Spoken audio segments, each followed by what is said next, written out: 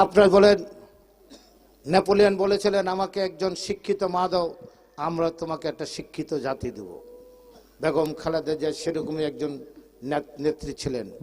তাই আজকে আমরা বলতে চাই, যারা দেশকে নিয়ে ছিনিমিনি খেলতে চান, আজকে আফগানিস্তানে তালেবান নামক একটি সরকার এসেছে কারজাইয়ের পরে। কারজাইয়ের সময় সেখানে মেয়েরা স্কুল, কলেজ, ইউনিভার্সিটি, মেডিকেলে লেখাপড়া করতে পারত। তালেবান আসার পরে স্কুলও বন্ধ, কলেজ বন্ধ, ইউনিভার্সিটি বন্ধ, মেডিকেল কলেজে মেয়েদের লেখাপড়া সমস্ত বন্ধ হয়ে গেছে, ঠিক কিনা? এসকে একজন তাদের শীর্ষ নেতা ঢাকা বিশ্ববিদ্যালয়ে দাঁড়িয়ে বলেছেন, ঢাকা বিশ্ববিদ্যালয়ে যে সমস্ত মেয়েরা লেখাপড়া করে তার অধিকাংশ নাকি বেশ্যা হয়ে গেছে। এরকম কথা প্রকাশ্য দাঁড়িয়ে বলেছে। এ মেয়েরা প্রতিবাদ করেছেন, ঝাড়ু মিছিল করেছেন।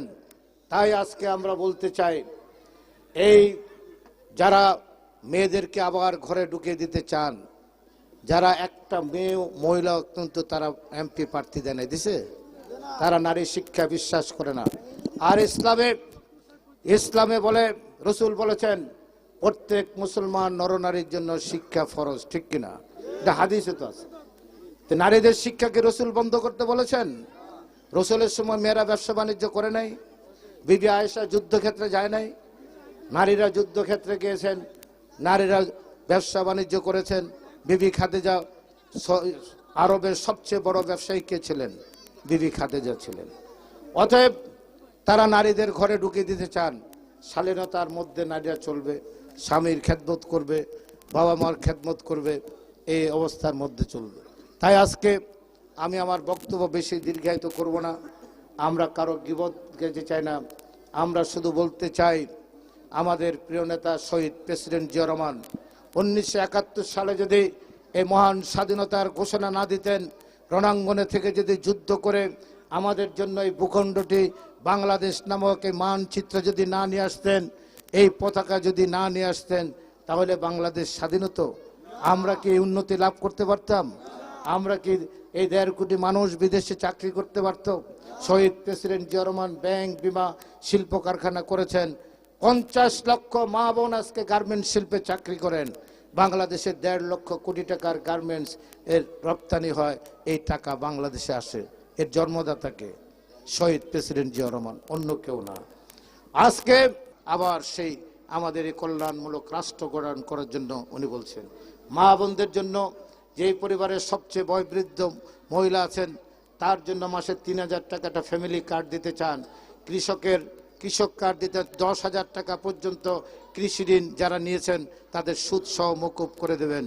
এবং স্বাস্থ্যসেবা, যেই পরিবারের যাদের স্বাস্থ্যসেবা নেওয়ার কোনো সুযোগ সুবিধা নেই, তাদেরকে বিনামূল্যে স্বাস্থ্যসেবা দেওয়ার ব্যবস্থা করবেন।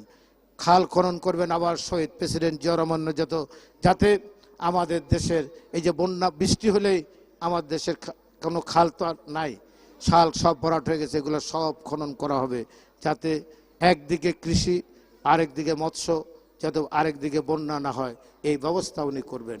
অতএব অনেকগুলো ফর্মুলা উনি নিয়ে এসেছেন লন্ডন থেকে, পৃথিবী থেকে লেখাপড়া করে। তাই আগামী 12ই ফেব্রুয়ারি আমাদের ইমানি দায়িত্ব হচ্ছে, ধানের শীষে একটি ভোট দিয়ে শহীদ প্রেসিডেন্ট জিয়া রহমানের সুযোগ্য উত্তরসূরি বেগম খালেদা জিয়ার লাশকে যদি আপনার সামনে রেখে বেগম জিয়াকে ভালোবাসেন, তার যে সুযোগ্য উত্তরসূরি জ্যেষ্ঠ পুত্র তারেক রহমানকে ধানের শীষে ভোট দিয়ে বাংলাদেশের প্রধানমন্ত্রী করার সুযোগ করে দেবেন, যাতে বাংলাদেশ টিকে থাকে। আমাকে ভোট দেবেন না, এই ধরো আমি বরকতুল্লাহ ভুলুকে আপনারা ভোট দেবেন না, ভোট দেবেন ধানের শীষে। এই ধানের শীষের ভোটটি কে পাবে? তারেক রহমান। তাহলে তারেক রহমান প্রধানমন্ত্রী হবে। আপনাদের কাছে আকুল আবেদন রাখবো, দেশ রক্ষার জন্য আগামী 12ই ফেব্রুয়ারি উনি আরেকটি কথা বলেছেন, আপনারা তাহাজ্জুদের নামাজ পড়ে ভোট কেন্দ্রের আশপাশে ফজরের নামাজ পড়ে ভোটের লাইনে দাঁড়িয়ে যাবেন, যাতে আপনার পবিত্র ভোটটি আপনি সকাল সকাল দিতে পারেন। ওনার এই আবেদনটুকু রেখে আমার বক্তব্য এখানে শেষ করছি। আল্লাহ হাফেজ। বাংলাদেশ জিন্দাবাদ। শহীদ জিয়া অমর হোক, দেশ নেত্রী বেগম খালেদা জিয়া অমর হোক, আমাদের প্রিয় নেতা তারেক রহমান জিন্দাবাদ, ধানের শীষ জিন্দাবাদ, আমানুল্লাহপুরবাসী জিন্দাবাদ।